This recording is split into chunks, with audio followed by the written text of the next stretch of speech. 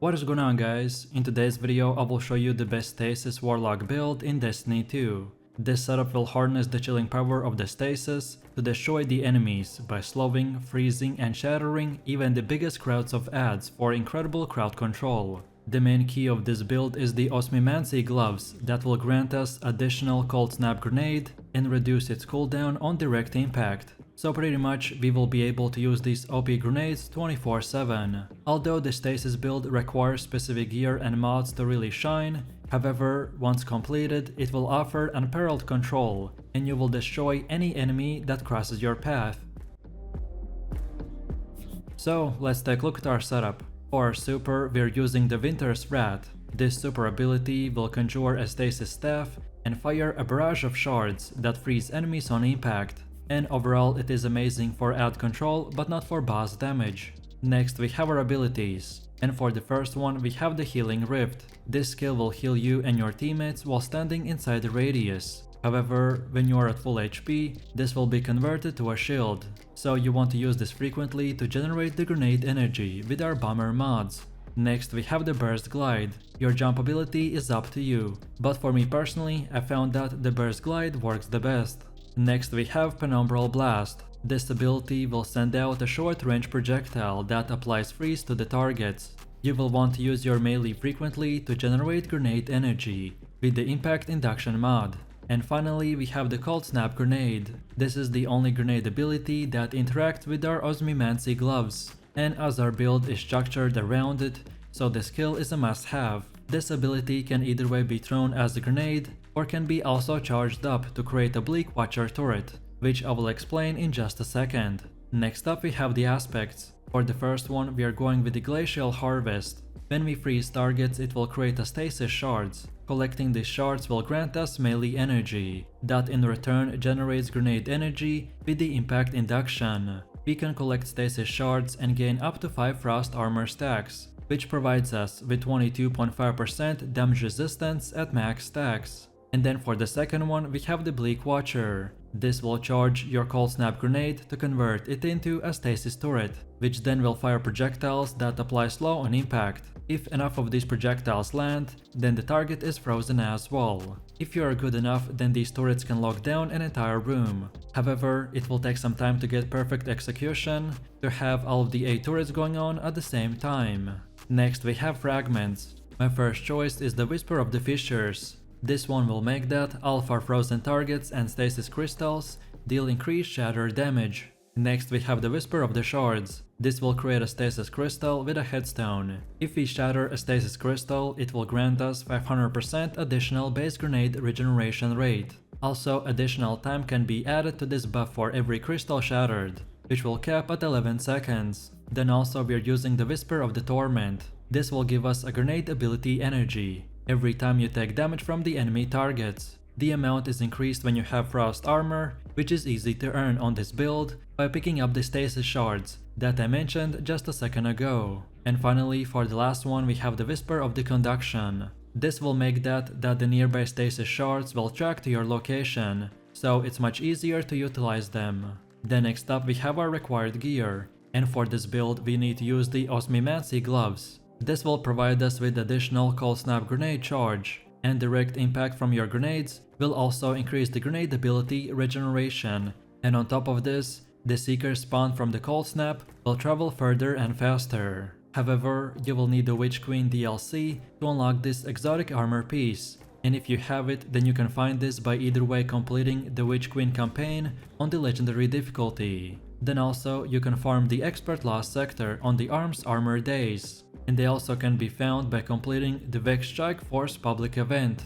Next up we have the armor mods, and for the helmet we want to use the Harmonic Siphon, Heavy Ammo Finder and the Special Ammo Finder. Then for gloves get Grenade Kickstar, Impact Induction and the Momentum Transfer. Then for chest get the Charged Up, Consecutive Dampener and Void Reserves. Additionally, on your chest you can replace the consecutive dampener with the appropriate resistance for the specific activity that you are trying to do. Then for legs go with the innervation, stacks on stacks and recuperation. And finally for our class item get the distribution, bomber and reaper. In short, armor mods are unlocked by progressing through your guardian rank. and you can check out my mods guide in this video's description. Then as far as weapons go, we want to prioritize weapons with the demolitionist trait. Glaives, shotguns, sniper rifles and fusion rifles will give us 20% grenade ability regeneration on kill, while on every other weapon we will get only 10%. So my recommendation for the kinetic weapon is the bolt endings. This is one of the few weapons that can roll or be crafted with the demolitionist and the headstone, both which generate grenade energy. You will need to shatter a stasis crystal from the headstone to activate the Whisper of the Shards, and to get this weapon you need access to the Final Shape DLC. Then for energy weapon we are using the forthcoming deviants. In addition to demolitionist, this glaive rolls or can be crafted with destabilizing rounds, which synergize perfectly with our stasis turrets. Also, our kills will apply the volatile trait to the surrounding enemies, and further damage will result in a big explosion. So to get this weapon you need access to the Final Shape DLC, and you can farm it from the Salvation's Edge raid. And then finally for the power weapon, we have the Leviathan's Breath. This is a very heavy exotic bow, which is great against bosses and also stuns unstoppable champions. You'll need the access to the Shadow Key pack to unlock this bow. Next we have stats, and our main stat priority is Resilience, then Discipline, then Recovery, and then everything else. Resilience is the most crucial stat to focus on, so that's why we want to aim for 100 Resilience to maximize our damage resistance and shield capacity, which will ensure better survivability in super hard fights. Next we have Discipline, and this will decrease the cooldown on your grenade ability, which allows it to charge faster, thus increasing our damage even further. And finally we have the Recovery, because it impacts the cooldown on the Warlock's class ability, and decreases the time it takes to regenerate your health and shields. Then for one of the last things we have the artifact perks. So first off we have the one with the Frost. While Frost armor is active, our stasis weapons will gain increased reload speed and stability. Second, we have the Feel the Revenant. This will deal increased weapon damage to the Scorn. Next we have Total Carnage. This will give us a damage resistance when we finish off our enemies. Next we have the Debilitating Wave. If we finish an enemy, then he will emit a damaging stasis wave.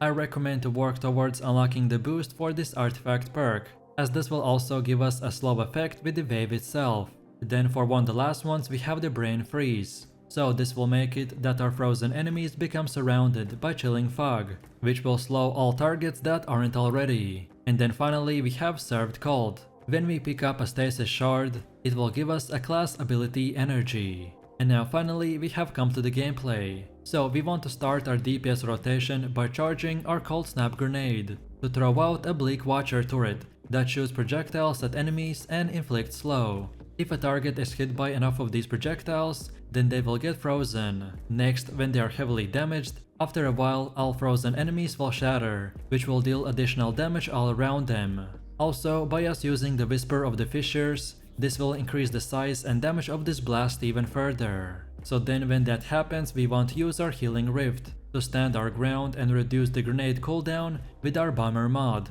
On top of this will also activate our Reaper mod. Next, we want to get at least a double kill by using the bolt endings, which will drop orbs of power. This will give your armor charge stacks before you throw out your next grenade, which then will trigger a grenade kickstar, so always be on the lookout for the orbs to pick up. Next, we also want to use the cold snap grenades in between our stasis turrets. We want to throw these grenades into groups of enemies to instantly freeze and chain to one another. And on top of this, the direct damage will recharge grenades quicker, thanks to our osmiomancy gloves. Then afterwards we want to defeat enemies with the demolitionist weapons to generate even more grenade energy. Precision kills with the headstone will spawn the stasis crystals, and shattering these will increase the grenade energy regeneration from the Whisper of the Shards, which will enable us to continue throwing out Bleak Watchers and the Cold Snap grenade. Then also we want to shoot forthcoming deviants into a group of enemies. Final blows with the destabilizing rounds will make the rest of our group volatile, and further damage from the Bleak Watcher turrets will cause the volatile targets to explode. And finally, while your turrets are beaming the enemy, try to apply the freeze with its primary attack, and shatter all surrounding frozen targets with a secondary attack, and that's about it. So if you enjoyed this video, click like, subscribe and comment. If you are interested in more content, then check out my channel and I will see you in the next one. So take it easy, peace.